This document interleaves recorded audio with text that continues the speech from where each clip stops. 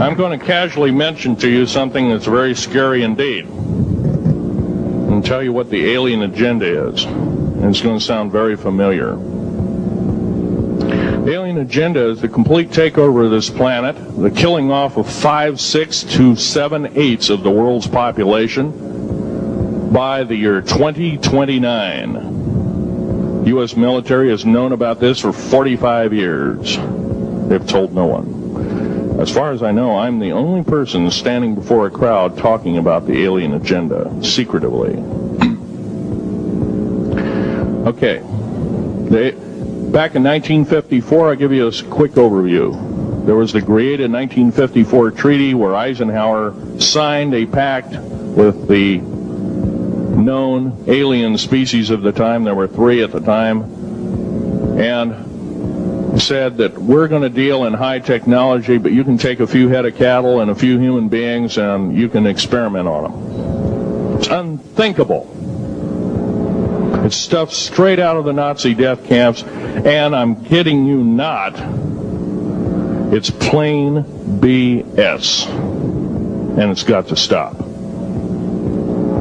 Now, the created 1954 treaty had been violated. After the great firefight, the alien-human war, I am the only living survivor talking about it worldwide at all.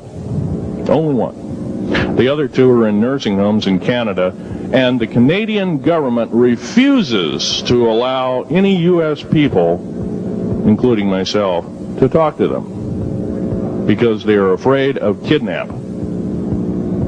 Probably the reason I got shot to pieces and 11 attempts on my life is I am a direct threat to the entire system. The New World Order, the alien agenda is one and the same. It's world takeover and the decimation of the population of this planet. Now, I'm going to tell you something a little bit different about the alien species. The bad news ones, there are 9 races of alien populations. To look at a human being as a bag of food. They're not cannibals. They don't eat the flesh and the bones and all that kind of stuff.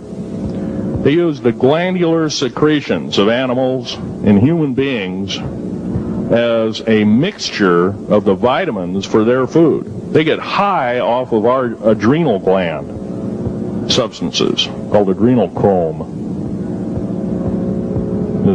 It's something like cocaine to them. Now, what can we do about it? Right now, if we do nothing, we can do nothing about it, and it'll continue to go on. Basically, we'll be led in the dark, and you'll keep seeing more and more people disappear. Right now, there's 100,000 children totally unaccountable through FBI archives, cannot be traced anywhere. They haven't been murdered. Nobody's ever seen them. I think they're hauled underneath in some of these bases, and they are summarily done away with, and they are literally eaten. Now, that is a scary thing indeed. And I'm not asking you to believe me in toto. I am asking you to seriously do enough homework that you can go out in through the public record, through the congressional records, find out who's voting for what, and go from there. Do your own program. Do your own agenda, and do your own speaking out. And if enough of us do this, there is some saving grace. However, we don't have a whole heap of time left. Technological governments on this planet are raping the planet. We're going to run out of everything that we need. We're going to pollute everything in sight in the better part of 20 years. Now, I know you've heard some poppycock stories. Oh, we're going to run out of coal. We're going to run out of gasoline. We're going to run out of this, that, and the other. And 25 and 30 years ago, you heard all this hogwash. Well, don't believe it. Basically, anything you read in a paper, you should take with a grain of salt. Start reading on what is missing out of the article. Ask yourself, what's missing in this article that I should know? Maybe that's the truth. Fill in the blank spots, so to speak. White copy is only one leg of the triangle. There are 2 other legs, 2 other pieces of the puzzle. What we have to do as a group of people, concerned people at that, and this group seems to be quite that, is we have to assert ourselves in a way that we've never thought possible. Now, I'm not asking you to do what I'm doing. I'm telling you, what I'm doing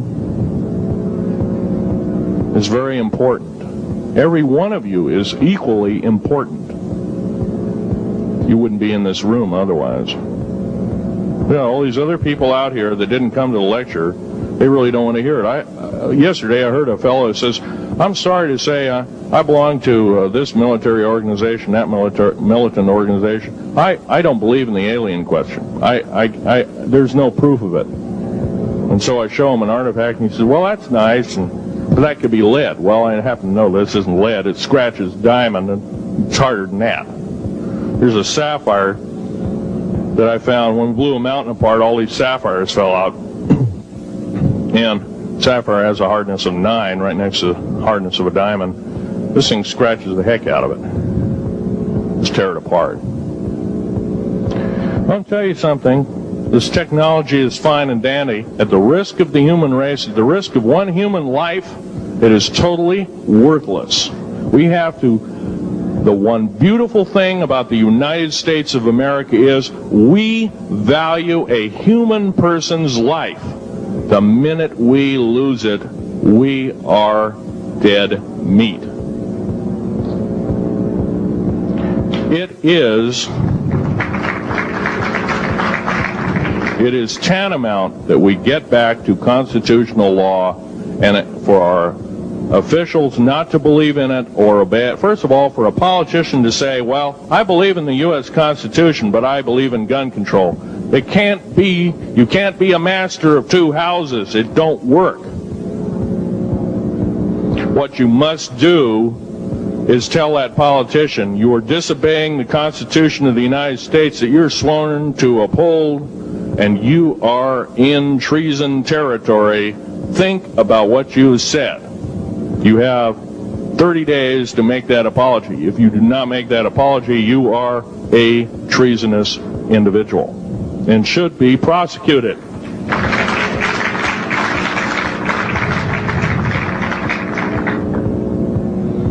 Now, there's a few other things I want to run by you, and they're kind of in rapid fire order. Area 51 is only one base, one of the 131 bases. Of these 131 bases, I call Area 51 a mega base. It's got more than one base in it. It's Tonopah Test Range, Area 51, S2, S4, Groom Lake, and a host of others. Now, these mega bases are gobbling up our gross national product. Right now we're spending 28% of the gross national product on building underground bases solely. That doesn't count for the defense budget. That doesn't count for the spare parts budget. It doesn't count for any of that at all. And the black budget is dead wrong. It sidesteps the United States Congress and its Constitution of its people and says you're a bunch of morons, you don't need to know. Well, a need-to-know basis is an executive order written during the Eisenhower era right after the Greada 1954 treaty and is treasonous and illegal in this country and should be overturned and abolished.